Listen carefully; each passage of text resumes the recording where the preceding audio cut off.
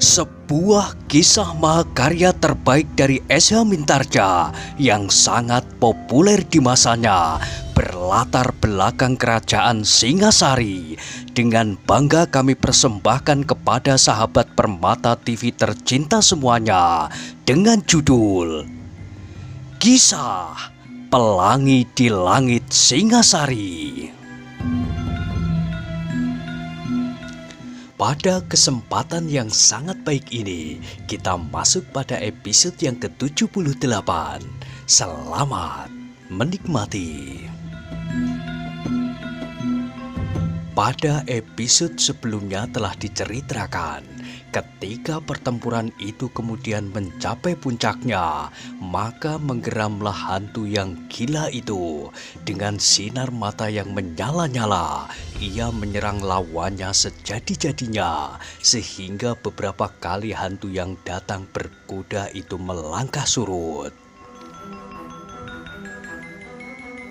Namun hantu yang datang berkuda itu pun tidak kurang marahnya. Dicobanya untuk memeras segenap kemampuan yang ada padanya, dan dicobanya untuk segera membinasakan lawannya dengan pedangnya yang berkilat-kilat, memantulkan cahaya api kemerah-merahan.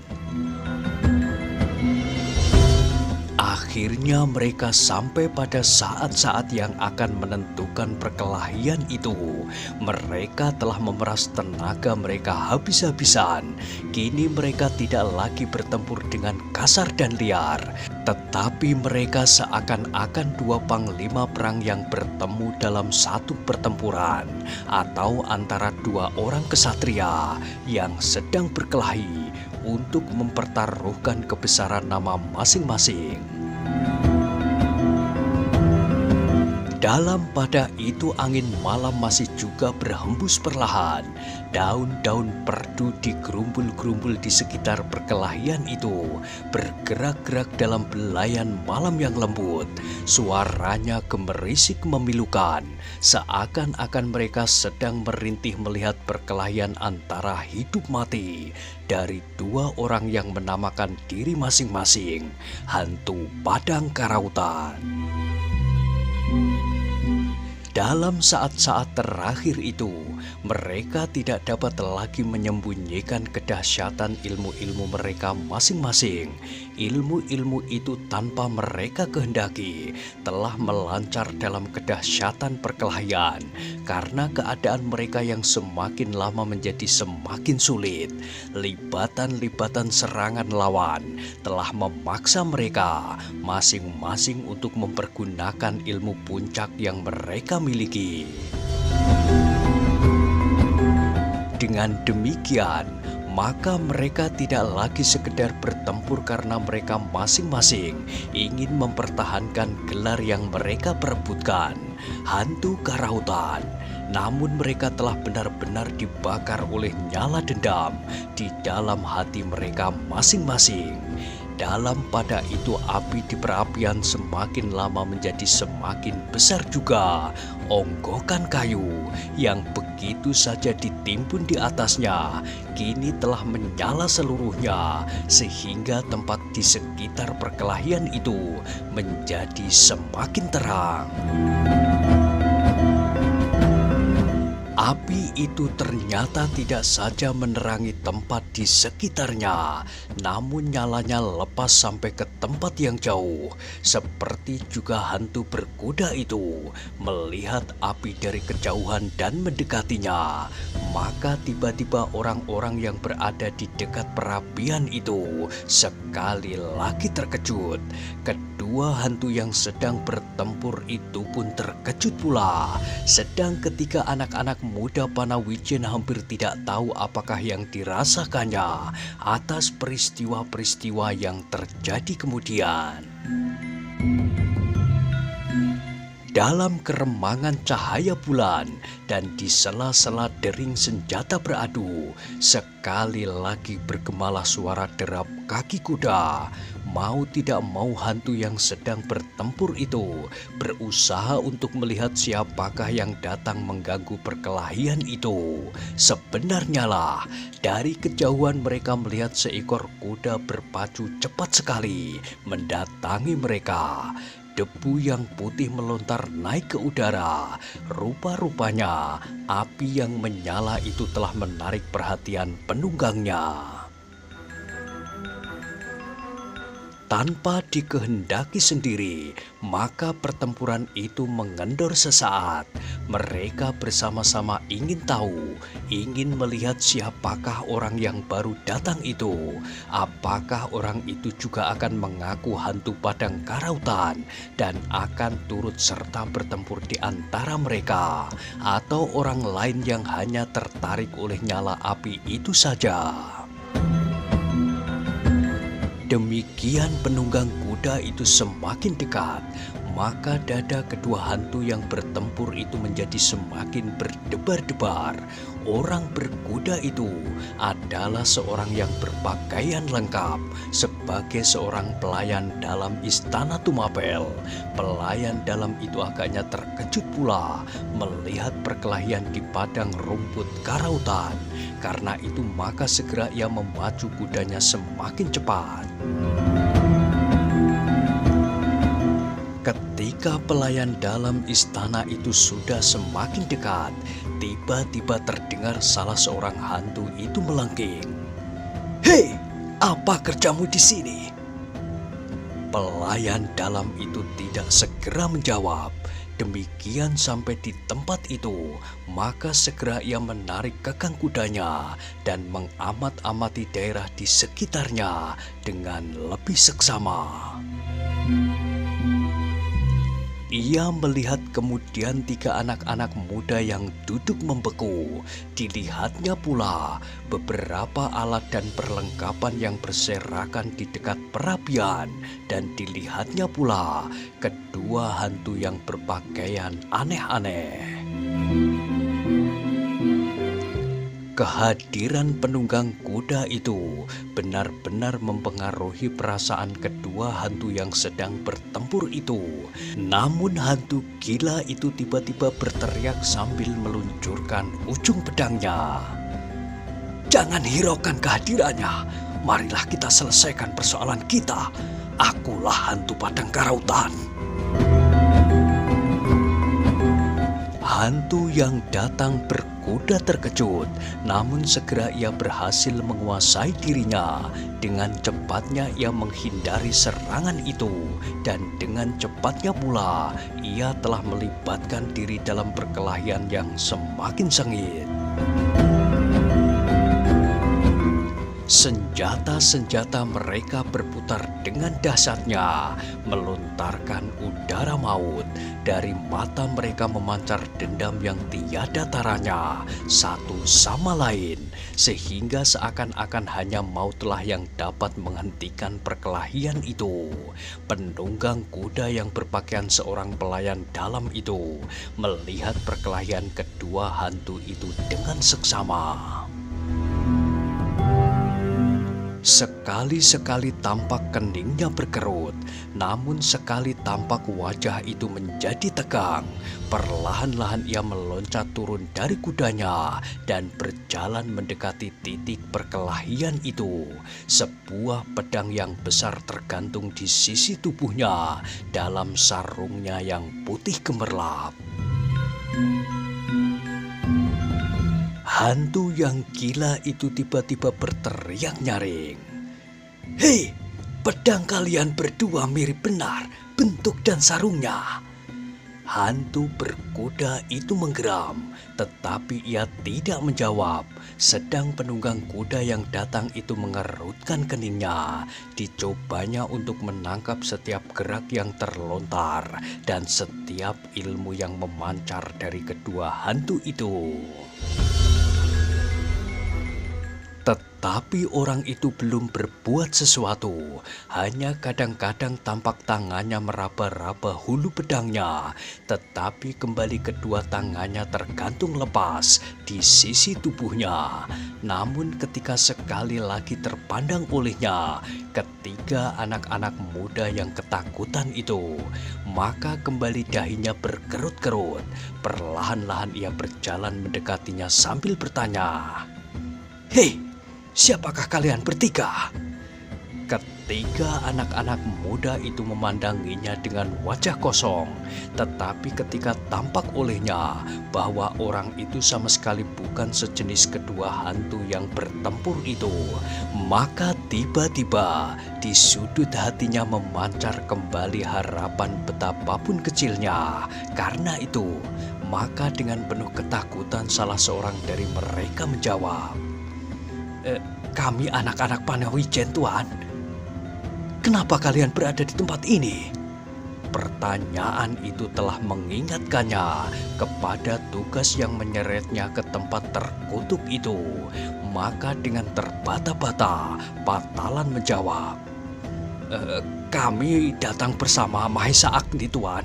Kami ingin mencari tempat untuk membuat bendungan." Penunggang kuda yang berpakaian pelayan dalam istana itu mengangguk-anggukkan kepalanya. Katanya pula, "Di mana Mahesa Agni sekarang?" "Ke sungai, Tuan, mencari air," jawab Sinung Sari. Pelayan dalam itu mengangguk-angguk, desisnya, "Jangan takut, aku akan mengatasi keadaan." Harapan yang tumbuh di dalam dada anak-anak muda Panawijen itu menjadi semakin berkembang. Sekali lagi dicobanya untuk menatap wajah pelayan dalam yang tegap, tampan dan meyakinkan. Bahkan terdengar Jinan berkata, "Tuan, hantu-hantu itu telah menakutkan kami. Mereka akan membunuh kami." Pelayan dalam itu berpaling. Dilihatnya kedua hantu itu masih bertempur dengan sengitnya. Terdengar ia berkata, "Keduanya memiliki tenaga yang luar biasa. Siapakah mereka?" "Kami tidak tahu, Tuan," sahut Sinung Sari. "Mereka menamakan diri mereka hantu padang rumput karautan." Pelayan dalam itu mengangguk-anggukkan kepalanya. Kini ia berdiri tegak dengan kaki renggang. Sebagai seorang petugas istana, maka ia memiliki keberanian untuk menghadapi setiap kemungkinan, juga terhadap sepasang hantu yang sedang bertempur itu. Sinung Sari yang masih gemetar itu tiba-tiba berkata, "Apakah Tuhan dapat mengusir mereka berdua?" Pelayan dalam itu mengerutkan keningnya. Ia tidak segera menjawab, tetapi dicobanya untuk melihat pertempuran itu dengan seksama. "Bagaimana, Tuan?" desak Patalan. "Apakah Tuan dapat mengusir hantu-hantu itu?" "Hantu-hantu itu benar-benar menakutkan," desisnya. "Tetapi jangan takut, mudah-mudahan ia tidak akan berbahaya bagiku." Ketiga anak-anak muda Panawijen itu menjadi agak tenang. Setidak-tidaknya mereka akan mendapat perlindungan dari pelayan dalam itu. Sebagai seorang pejabat istana, maka ia pasti akan berbuat sesuatu. Bukankah ia seorang yang perkasa menilik sikap dan ketenangannya? Sementara itu, ketiga anak-anak muda itu masih mengharap kehadiran Mahesa Agni. Mungkin bersama-sama Mahesa Agni, maka pelayan dalam itu akan dapat mengalahkan kedua hantu itu, atau salah satu di antaranya sesudah yang lain dikalahkan oleh hantu itu sendiri. Sekali-sekali ketika anak muda itu memandangi tebing sungai yang kelam dan ditutupi oleh rimbunya dedaunan, di sana tadi Mahesa Agni menghilang, dan dari sana pula mereka mengharap Mahesa Agni akan muncul. Tetapi Mahesa Agni itu tidak segera datang kembali. Sungai itu tebingnya terlalu curam, memang agak terlalu sulit untuk menuruni dan kemudian mendaki tebing itu di malam hari. Namun beruntunglah ketiga anak-anak muda itu bahwa tiba-tiba hadir di padang rumput ini seorang pejabat dari istana. Kedua hantu itu masih bertempur dengan dahsyatnya, bahkan semakin lama semakin sengit. Hantu yang berkuda itu kini tidak lagi melontar-lontarkan dirinya, dan hantu gila itu sudah tidak melonjak-lonjak lagi sambil memekik-mekik. Mereka bertempur dengan serunya sebagai sepasang burung elang yang berlaga di udara, sambar menyambar, patuk mematuk dengan ujung-ujung senjata masing-masing. Namun semakin lama pelayan dalam itu melihat bahwa hantu yang datang berkuda semakin lama menjadi semakin sulit. Ia terpaksa beberapa kali melontar mundur dan seolah-olah sudah tidak mendapat kesempatan lagi untuk menyerang. Hantu itu hanya mampu bertahan dan menghindar. Pelayan dalam itu mengangguk-anggukkan kepalanya, seakan-akan ia sudah dapat menemukan siapakah yang akan memenangkan pertempuran itu. Bahkan ia sedang menilai kesaktian keduanya, tetapi tiba-tiba pelayan dalam itu tersenyum. Kedua hantu yang bertempur itu benar-benar telah memeras segenap kemampuan yang ada dalam diri masing-masing. Namun seperti pengamatan pelayan dalam itu, mereka pun agaknya telah menyadari akhir dari perkelahiannya. Hantu yang datang berkuda itu benar-benar telah terdesak. Beberapa kali ia meloncat surut dan beberapa kali ia mengeluh di dalam hatinya. Namun tiba-tiba terjadilah sesuatu di luar dugaan. Di luar dugaan pelayan dalam yang menyaksikan perkelahian itu, dan di luar dugaan hantu yang mirip orang gila. Tiba-tiba saja hantu yang datang berkuda itu melontar mundur beberapa langkah. Kemudian ujung pedangnya mengungkit tanah berdebu. Di bawah kakinya diarahkan ke wajah lawannya. Segumpal tanah melontar menghambur ke wajah hantu gila itu. Dengan demikian, maka ia terpaksa berhenti dan berusaha menutup matanya supaya tidak kemasukan debu. Kesempatan itulah yang ingin didapat oleh hantu berkuda itu. Ketika ia melihat lawannya menutup matanya dan bahkan dengan tangan kirinya mengusapi debu di wajah, cepat-cepat ia berlari dan meloncat ke punggung kudanya. Dengan satu sentakan, kuda itu melonjak dan kemudian meloncat berlari, meninggalkan perapian. Hantu gila dan pelayan dalam yang berdiri keheranan.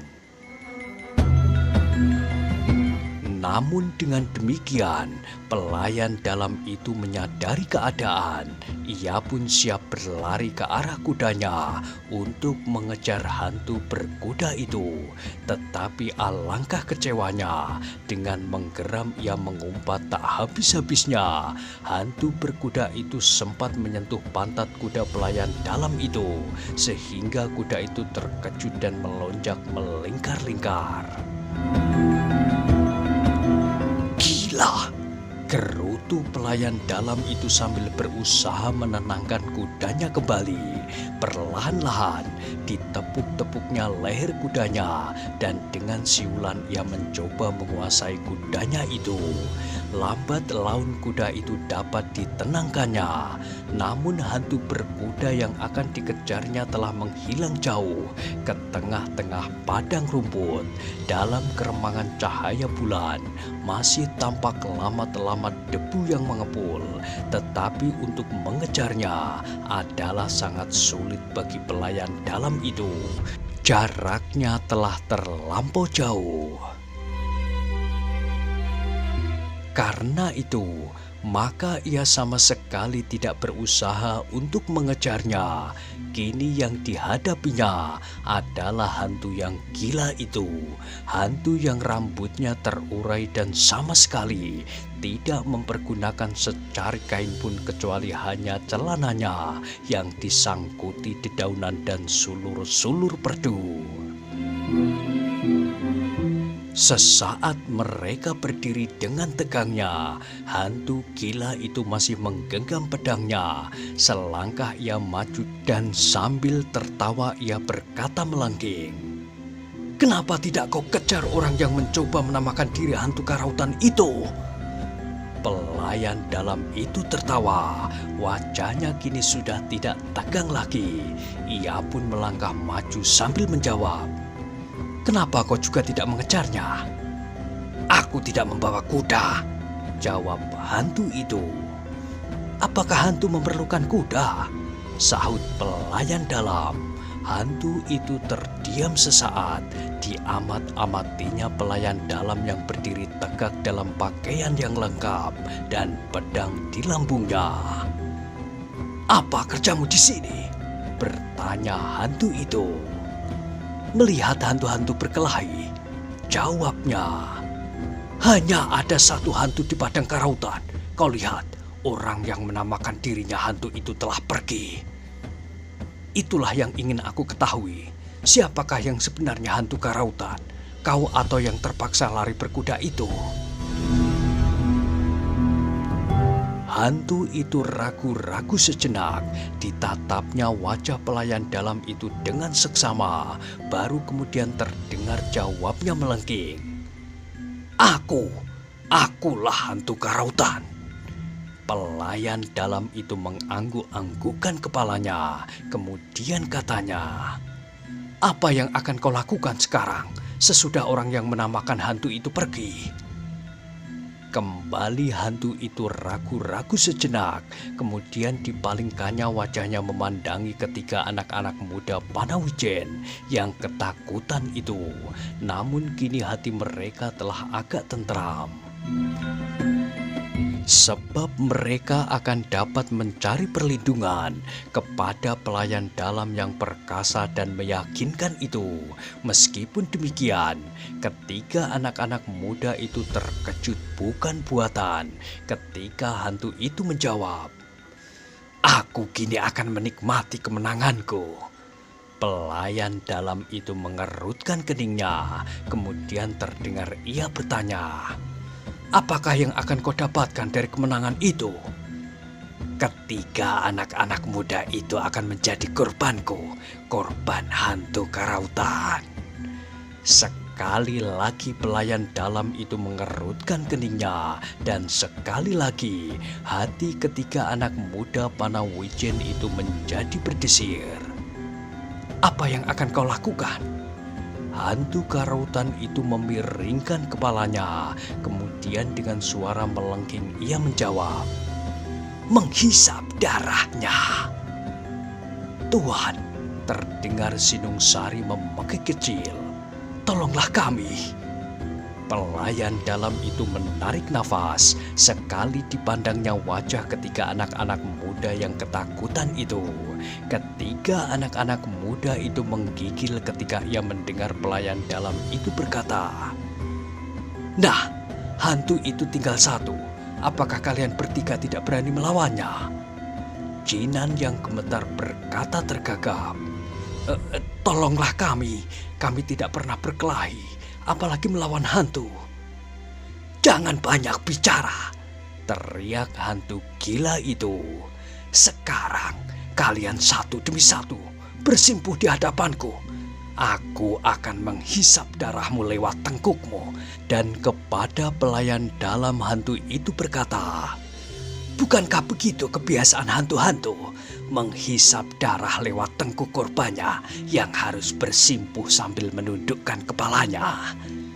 Pelayan dalam itu menarik alisnya tinggi-tinggi. Kemudian sahutnya, "Kenapa kau bertanya kepadaku?" Terdengar hantu itu menggeram. Kemudian suara tertawanya melonjak tinggi, berkepanjangan membelah kesepian padang karautan. Tanpa dikehendakinya, pelayan dalam itu pun tersenyum, tetapi segera ia membentak, "Hei, kenapa kau tertawa?" Hantu itu menjawab, "Kau pun akan menjadi korban yang berharga. Ayo, apakah kau yang pertama-tama akan duduk bersimpuh di hadapanku sambil menundukkan kepala?" "Aku datang terakhir, karena itu kalau kau kehendaki, aku adalah korban yang terakhir." "Bagus, bagus. Sekarang biarlah ketiga anak-anak muda itu dahulu." "Tuan," Patalan menjerit, "tolonglah kami, Tuan. Bukankah Tuan telah sanggup?" "Kenapa kalian menjadi ketakutan menghadapi hantu yang hanya satu itu?" bertanya pelayan dalam itu.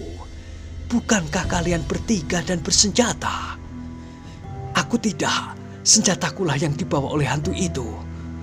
"Oh, kalau demikian, biarlah senjata itu aku minta untukmu. Atau kau ingin memakai senjataku?" "Tidak, Tuan," minta Jinan.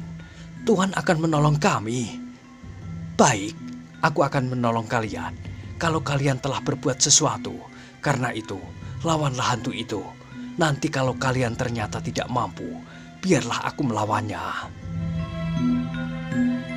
Ketiga anak-anak muda itu terdiam, namun tubuhnya menggigil karena ketakutan. Hanya sorot mata merekalah yang berbicara. Mohon belas kasihan pelayan dalam yang perkasa itu. "Bagaimana?" bertanya pelayan dalam itu. Mulut ketiga anak-anak muda Panawijen itu seakan-akan telah terbungkam. Mereka sama sekali tidak memiliki kekuatan untuk berbuat sesuatu, apalagi melawan hantu itu.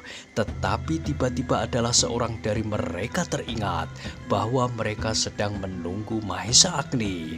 Mereka mengharap bahwa Mahesa Agni itu akan segera kembali. Karena itu maka katanya kepada pelayan dalam itu, "Tuan, kami mempunyai seorang kawan lagi. Kalau kawan kami itu segera datang, maka kami mengharap bahwa ia akan dapat berbuat sesuatu. Karena itu Tuan, kami mengharap Tuan menolong kami sampai kawan itu datang." Pelayan dalam itu mengerutkan keningnya. "Siapakah yang kau maksud?" "Mahesa Agni, Tuan," jawab Patalan. "Seperti yang sudah kami katakan." "Apakah kau pasti bahwa ia akan datang?" "Pasti, Tuan. Ia akan segera datang." Pelayan dalam itu berpaling kepada hantu yang gila itu. Katanya, "Apakah kau sudah bertemu dengan seorang anak muda yang bernama Mahesa Agni di tebing sungai? Atau barangkali darahnya sudah kau hisap pula?" Sebelum hantu itu menjawab, terdengar Sinung Sari berkata, "Tuan, Mahesa Agni berkata bahwa ia sudah kenal dengan hantu karautan." Hantu itu sesaat berdiam diri, hanya matanya sajalah yang tampak berkedip-kedip di atas secari kain yang menutupi wajahnya. "Bagaimana?" desak pelayan dalam itu. "Bagaimana dengan Mahesa Agni? Apakah sudah kau hisap darahnya? Apakah betul kata anak muda itu bahwa Mahesa Agni telah mengenal hantu karautan?" Hantu itu mengangguk-angguk, kemudian terdengar ia menggeram. "Bagaimana sebaiknya?" katanya kepada pelayan dalam itu. "Apakah sebaiknya aku minum darahnya atau tidak?" "Kenapa kau bertanya kepadaku?" sahut pelayan dalam itu. "Kau lebih tahu apa yang harus dilakukan oleh hantu karautan," jawab hantu itu. "Jangan mengigau," bentak pelayan dalam itu. Tetapi kemudian ia tersenyum. Hantu itu pun tertawa melengking. Ketiga anak-anak muda Panawijen itu menjadi semakin tidak mengerti kenapa pembicaraan keduanya terasa bersimpang siur tak menentu. Bahkan kemudian hantu karautan itu berkata, "Lalu bagaimana dengan ketiga anak-anak muda itu?" Dada ketiga anak-anak muda Panawijen itu menjadi kembali bergetaran. Harapannya untuk mendapat perlindungan pelayan dalam itu semakin tipis. Bahkan kemudian timbullah ketakutan yang lain di dalam hatinya. Apakah yang berpakaian pelayan dalam itu hantu pula yang sedang menyamar? Dalam ketakutan itu ia mendengar pelayan dalam itu berkata, "Apapun yang akan kau lakukan, perhitungkanlah baik-baik. Apabila Mahesa Agni nanti datang, maka kau harus bertanggung jawab kepadanya." Hantu gila itu memiringkan kepalanya. Kemudian terdengar ia bertanya kepada anak-anak muda Panawijen, "Apakah betul Mahesa Agni akan datang kemari?" Tiba-tiba tanpa sesadarnya, Patalan menyahut, "Ya, ia pasti akan datang kemari." "Omong kosong," teriak hantu itu. "Benar," sahut Sinung Sari dan Jinan hampir bersamaan. "Ia pasti akan datang." Tiba-tiba hantu itu menjadi gelisah, ditebarkannya pandangan matanya berkeliling. Kemudian katanya, "Kau hanya ingin menakut-nakuti aku." "Tidak, sebenarnya ia akan datang." Hantu itu menjadi semakin gelisah. Tiba-tiba ia meloncat berlari meninggalkan tempat itu sambil berteriak nyaring, "Lebih baik aku pergi sebelum Mahesa Agni datang. Meskipun hantu karautan tidak takut terhadap siapapun, namun aku tak mau bertengkar dengan Mahesa Agni itu." Kemudian kepada pelayan dalam itu ia berkata lantang, "Bukankah begitu? Bukankah hantu padang karautan tidak takut kepada siapapun juga? Kepada hantu berkuda yang lari itu dan kepada Mahesa Agni?" "Gila!" gumam pelayan dalam itu. Tetapi ia tidak menjawab. Dibiarkannya hantu gila itu berlari melonjak-lonjak dan kemudian menghilang di balik gerumbul-gerumbul liar yang bertebaran di padang itu. Ketiga anak-anak muda Panawijen memandangi hantu yang gila itu dengan berdebar-debar. Mudah-mudahan apa yang dikatakan itu benar. Meskipun ia tidak takut kepada Mahesa Agni, namun ia tidak akan mau menemui dan bertengkar dengannya. Tetapi sepeninggal hantu itu, ketiga anak-anak muda Panawijen menjadi gelisah pula karena pelayan dalam yang aneh itu. Apakah benar di malam hari yang sepi ada seseorang pelayan dalam berkeliaran di padang karautan ini? Apakah pelayan dalam ini bukan sekedar hantu yang lain yang sedang menyamar, bahkan lebih berbahaya dari hantu yang lari itu? Kalau demikian, maka pasti ada lebih dari satu hantu di padang ini. Seperti hantu yang dikatakan oleh Mahesa Agni tidak akan lagi berada di padang ini. Namun ternyata masih ada hantu-hantu yang lain yang berkeliaran. Dalam kecemasan dan kegelisahan itu, mereka bertiga melihat pelayan dalam itu datang kepada mereka sambil tersenyum-senyum. Meskipun pelayan dalam itu tersenyum, namun senyumnya itu sama sekali tidak memberi ketenangan kepada mereka seperti ketika ia baru datang. Tiba-tiba pelayan dalam itu bertanya, "Kau belum mengenal hantu padang karautan?" Pertanyaan itu menjadi semakin mendebarkan hati mereka. Dengan terbata-bata, Patalan menjawab, "Eh, belum Tuan, baru kali ini aku melihat mereka berdua bertempur." Pelayan dalam itu tertawa, katanya, "Kenapa kalian menjadi sangat ketakutan?" Kami tidak pernah bertemu dengan hantu, Tuan." "Seharusnya kalian tidak takut. Bukankah kalian laki-laki yang tegap dan gagah? Tetapi hantu-hantu itu adalah makhluk yang sakti. Kau percaya?" Ketiga anak-anak muda itu mengangguk bersama-sama. Karena itulah, maka orang yang berpakaian pelayan dalam itu tertawa terbahak-bahak. "Terlalu," katanya. "Kalian adalah penakut-penakut yang sama sekali tidak percaya kepada diri sendiri.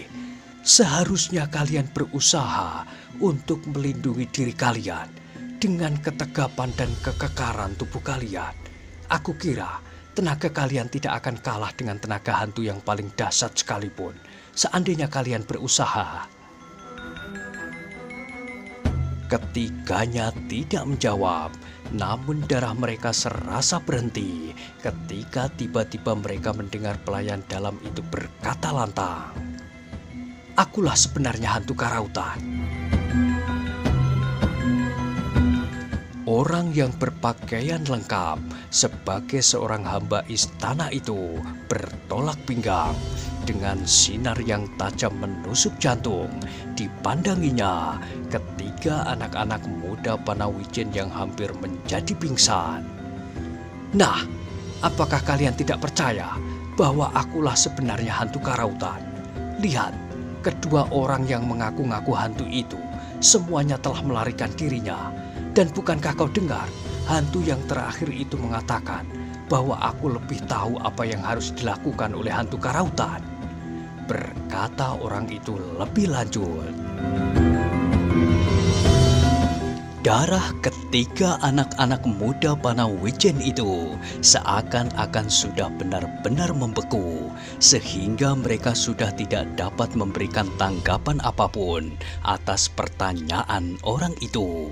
Hanya mata mereka sajalah yang berkedip-kedip dan nafas merekalah yang berkejaran semakin cepat. Tetapi tiba-tiba dari balik gerumbul di hadapan mereka, sekali lagi mereka melihat sesosok bayangan yang berjalan semakin lama semakin dekat, menjinjing bumbung bambu. Dengan serta-merta hampir bersamaan, ketiga anak muda Panawijen itu berdesis, "Agni, Mahesa Agni telah datang." Orang yang berpakaian dalam itu mengerutkan keningnya. "Apa? Kau menyebut-nyebut nama Mahesa Agni?" "Iya, Mahesa Agni telah datang," jawab mereka bersamaan.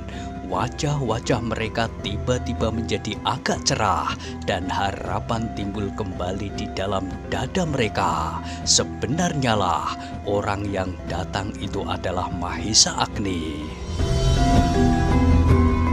Orang yang berpakaian hamba istana dan menamakan diri hantu karautan pula itu pun berpaling pula.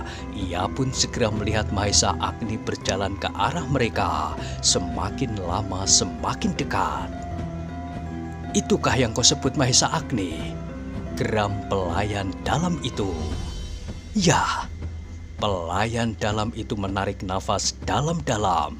Dipandangnya sosok tubuh yang semakin dekat itu. Mahesa Agni yang berjalan dengan tenangnya segera sampai pula di antara anak muda Panawijen yang masih menggigil ketakutan itu. Dengan heran Mahesa Agni memandang wajah-wajah mereka, sehingga kemudian ia bertanya, "Kenapa kalian menggigil seperti orang kedinginan?" Sinung Sari menunjuk kepada orang yang berpakaian pelayan dalam itu sambil berkata gemetar, "Hantu karautan." "Heh?" Mahesa Agni mengerutkan keningnya. Sekali lagi Sinungsari menunjuk orang itu, tetapi mulutnya terbungkam. Mahesa Agni kemudian meletakkan barang-barang yang dijinjingnya, bumbung-bumbung bambu, dan sebilah pedang terhunus, sedang pedangnya sendiri masih tergantung di lambungnya. "Benarkah kau hantu Padang Karautan?" bertanya Mahesa Agni. Pelayan dalam itu mengangguk sambil bertolak pinggang. "Ya, akulah hantu Karautan." Mahesa Agni mengangguk-anggukkan kepalanya. Kemudian selangkah ia maju.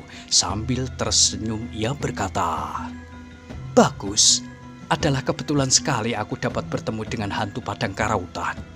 Duduklah." Pelayan dalam yang menamakan dirinya hantu Padang Karautan itu tertegun sejenak. Namun Mahesa Agni telah mendahului duduk di samping perapian di antara barang-barangnya yang berserakan. "Duduklah," ia mempersilahkan sekali lagi. Ketiga anak muda Panawijen itu terbelalak ketika mereka melihat hantu itu pun kemudian duduk di samping Mahesa Agni. "Hei, kemarilah," panggil Mahesa Agni sambil berpaling kepada ketiga kawan-kawannya. "Mungkin kau belum mengenal hantu ini. Aku mula-mula agak lupa melihat tampangnya yang gagah, tetapi akhirnya aku dapat mengenalnya. Meskipun ia menyamar sebagai pelayan dalam istana Tumapel." Sesaat ketiga kawan-kawannya saling berpandangan, namun kembali terdengarlah Mahesa Agni memanggil, "Kemarilah, hantu ini sama sekali tidak menakutkan. Ia adalah hantu yang baik hati." Ketika mereka melihat Mahesa Agni sama sekali tidak menjadi cemas dan tegang menghadapi hantu itu, maka perlahan-lahan mereka bertiga pun beringsut maju mendekati perapian. Satu demi satu mereka duduk di belakang Mahesa Agni. "Inilah hantu itu yang sebenarnya," berkata Mahesa Agni. "Kenapa kalian menjadi sangat ketakutan? Apakah hantu ini sudah menyakiti atau menakut-nakuti kalian?" Ketiga anak muda itu menggeleng. "Sudah aku katakan, hantu Karautan sama sekali tidak menakutkan. Bahkan sekarang kau dapat membuktikan sendiri bahwa hantu itu benar-benar berwajah tampan, setampan Panji Asmoro Bangun." "Ah," desis hantu itu sambil tersenyum. Ketiga anak-anak muda Panawijen sama sekali tidak mengerti bagaimanakah sebenarnya persoalan yang mereka hadapi. Karena itu, setelah hatinya agak tenang, Sinungsari berkata, "Agni, kalau yang satu ini benar-benar hantu pula, maka ada 3 hantu di Padang Karautan ini." "Heh?" Mahesa Agni berpaling. "3 hantu? Ya, ketiga-tiganya baru saja berkumpul di sini, mengitari perapian itu." "Ah," sahut Mahesa Agni. "Apakah hantu-hantu itu kedinginan?" Sinungsari memandang hantu berpakaian pelayan dalam itu dengan sudut matanya. Kemudian katanya, "Bertanyalah kepadanya." "Kepada siapa?" bertanya Mahesa Agni. "Kepada hantu itu," sahut Sinungsari. Mahesa Agni menarik nafas dalam-dalam. Ia tidak segera bertanya tentang hantu-hantu itu, tetapi kepada kawan-kawannya ia berkata, "Apakah kalian tidak haus? Minumlah. Jalan menuruni tebing itu sangat sulit, sehingga aku harus sangat berhati-hati." Kawan-kawan Mahesa Agni itu sama sekali tidak merasa haus karena perasaan mereka yang masih dicekam oleh ketakutan atas apa yang sedang dihadapinya. Karena itu, mereka sama sekali tidak ada minat untuk menyentuh bumbung Mahesa Agni. "Apakah kalian tidak haus?" Sekali lagi Mahesa Agni bertanya. Patalan memandangi wajah Agni dengan penuh pertanyaan yang membayang. Sekali-sekali anak muda itu menggigit bibirnya dan sekali-sekali dicobanya untuk menatap wajah pelayan dalam yang seakan-akan penuh menyimpan rahasia padang rumput karautan. Mahesa Agni melihat pertanyaan yang bergelut di dalam dada kawan-kawannya, namun ia tidak segera menjelaskan siapakah yang menyebut dirinya hantu karautan yang sedang menyamar sebagai pelayan dalam itu. Bahkan ia bertanya, "Jadi menurut kata kalian, di sini tadi ada 3 hantu yang berkumpul bersama-sama?" Ketiga kawannya serentak mengangguk dan terdengar Jinan berkata, "Iya, bertiga. Satu di antaranya adalah yang masih tinggal itu." Mahesa Agni mengangguk-anggukkan kepalanya. "Apakah yang mereka kerjakan di sini?" bertanya Agni pula. "Yang 2 saling berkelahi, yang 1 itu datang kemudian," sahut Jinan. "Lupakanlah hantu yang 2 itu. Mereka tidak akan berani mengganggu kalian selagi hantu yang baik hati ini masih di sini," gumam Mahesa Agni seolah-olah kepada dirinya sendiri. Tetapi gumam itu masih belum menjawab pertanyaan yang bergelut di dalam dada anak-anak muda Panawijen itu, sehingga akhirnya Sinung Sari bertanya perlahan-lahan, "Bagaimana Agni? Apakah kau tidak bertanya kepadanya tentang kedua hantu yang lain itu?" Mahesa Agni mengangguk. "Baik," jawabnya. "Tetapi apakah kalian tidak ingin mendengar nama hantu yang 1 ini?" Anak-anak muda Panawijen itu saling berpandangan. Memang hantu-hantu pun biasanya memiliki sebuah nama. Karena itu maka serentak mereka menyahut, "Ya." Mahesa Agni menarik nafas dalam-dalam. Ia melihat hantu yang berpakaian lengkap sebagai seorang hamba istana itu tersenyum sambil berdesah. "Ah, ada-ada saja kau ini Agni. Bukankah kau hantu padang ini? Hantu yang berhak mendapat segala macam gelar untuknya. Hantu yang tampan, hantu yang mengerikan, menakutkan dan sekarang hantu yang baik hati. Bukan hantu-hantu yang lain-lain." "Sekehendakmu lah," sahut pelayan dalam itu. "Nah, dengarlah," berkata Mahesa Agni. "Bukankah sudah aku katakan bahwa aku sudah mengenal hantu karautan yang sebenarnya ini? Kalau ada hantu-hantu yang lain, maka hantu-hantu itu pasti bukan hantu yang sebenarnya. Hantu yang sebenarnya tidak akan membiarkan daerahnya menjadi sumber malapetaka. Karena itu, sebagaimana kau lihat, hantu ini hadir pula di sini menyelamatkanmu, sebab hantu-hantu yang lain itu pun telah pergi." Jantung Jinan, Patalan, dan Sinung Sari menjadi berdebar-debar. Mereka ingin segera tahu nama hantu yang tampan itu. Tetapi mereka tidak bertanya, seakan-akan mereka takut kalau pertanyaannya itu tidak menyenangkan hati hantu itu. Mahesa Agni pun kemudian meneruskan, "Bukankah kau ingin tahu nama hantu itu? Baiklah, dengar. Namanya Ken Arok." Ketiga anak-anak muda Panawijen itu mengerutkan keningnya. Terasa sesuatu berdesir di dalam dada mereka. Ken Arok. Namun namanya itu masih asing bagi mereka.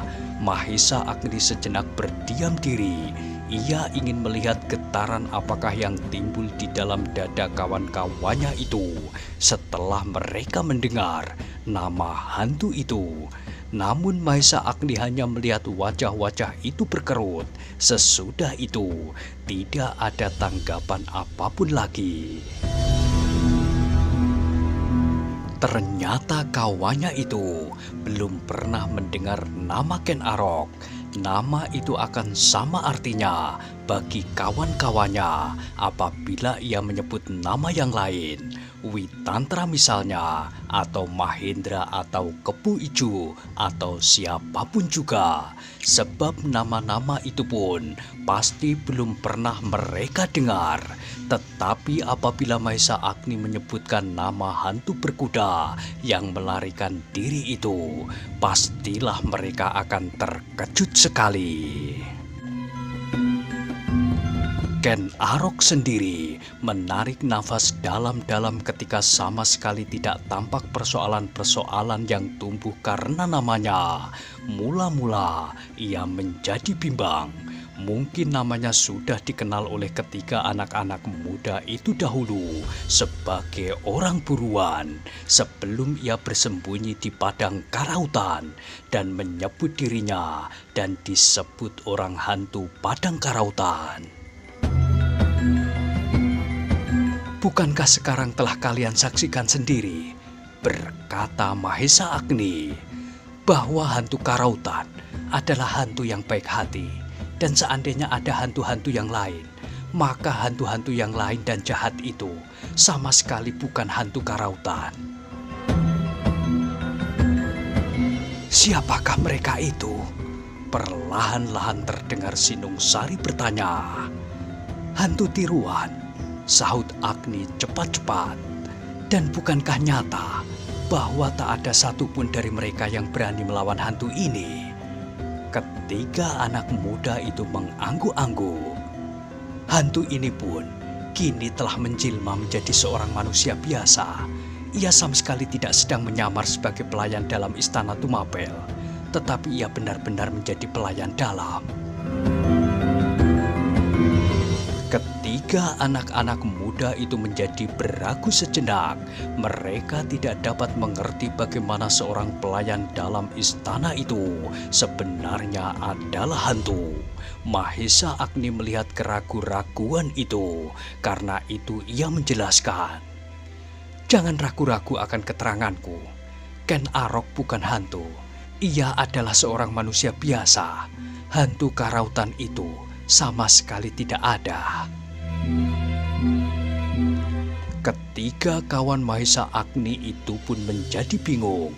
Sekali-sekali mereka saling berpandangan, namun sekali-sekali mata mereka berpindah-pindah dari Mahesa Agni kepada Ken Arok berganti-ganti. Apalagi ketika Mahesa Agni itu berkata seterusnya. Yang dua, yang bertempur itu pun sama sekali bukan hantu. Mereka hanya ingin menakut-nakuti kalian dan menamakan diri mereka hantu padang karautan.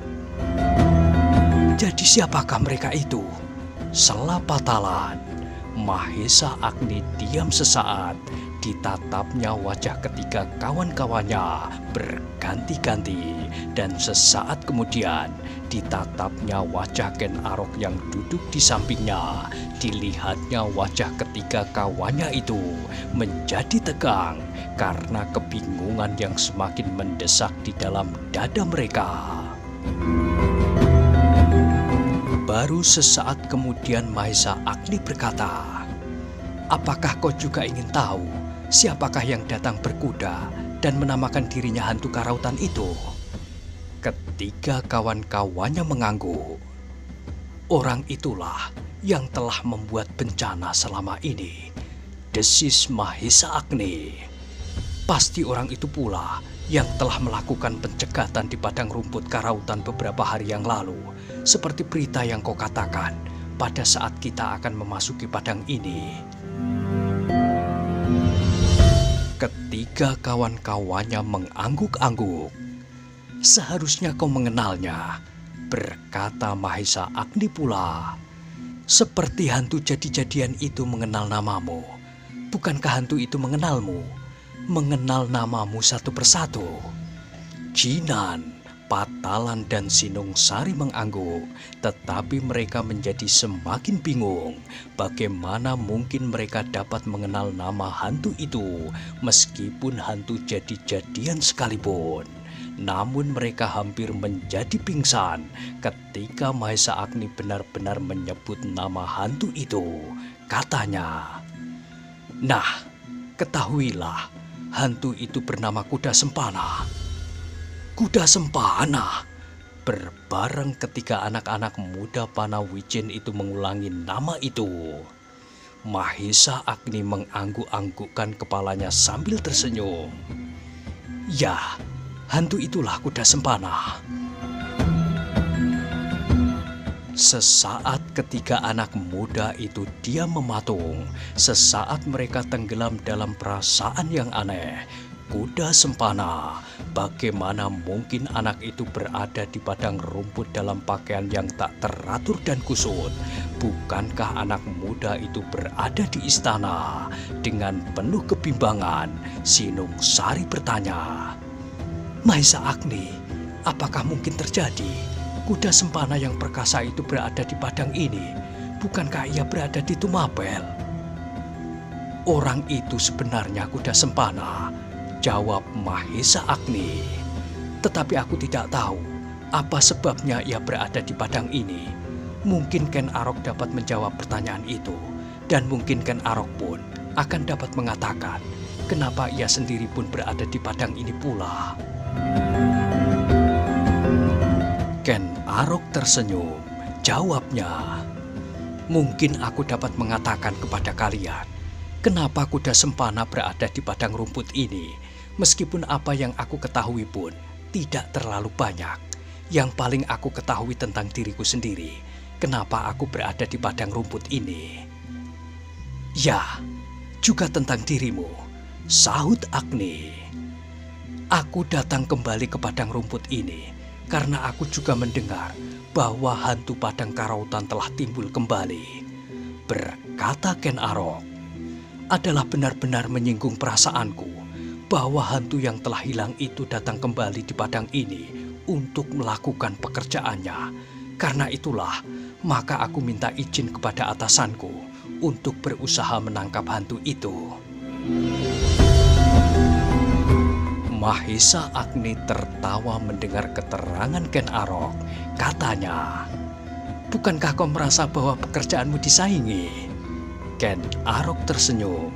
Jawabnya, tentu. Orang masih akan tetap menyangka bahwa hantu yang dahulu itu pula lah yang datang kemudian. Apakah pemimpinmu tahu bahwa hantu yang dahulu bernama Ken Arok? Tidak seorang pun tahu selain Empu Purwa bersama muridnya. Dan kini karena kau ketiga kawan-kawanmu itu tahu pula. Mahesa Agni mengangguk-anggukkan kepalanya. Katanya kemudian, kau mendapat izin itu agaknya, tetapi kau belum berhasil menangkap hantu itu. Ya, tapi aku sudah melihat hantu itu, dan aku dapat mengenalnya pula setelah beberapa malam aku berkeliaran di padang ini. Tetapi kenapa kau tertarik ke tempat ini? Bukankah daerah perburuan hantu-hantu itu tidak di sini? Aku melihat api. Barangkali karena api itu pula, maka hantu itu datang kemari. Mahesa Agni mengangguk-anggukkan kepalanya. Kemudian ia berpaling kepada kawan-kawannya. Katanya, nah, sekarang kau dengar serba sedikit cerita tentang hantu karautan.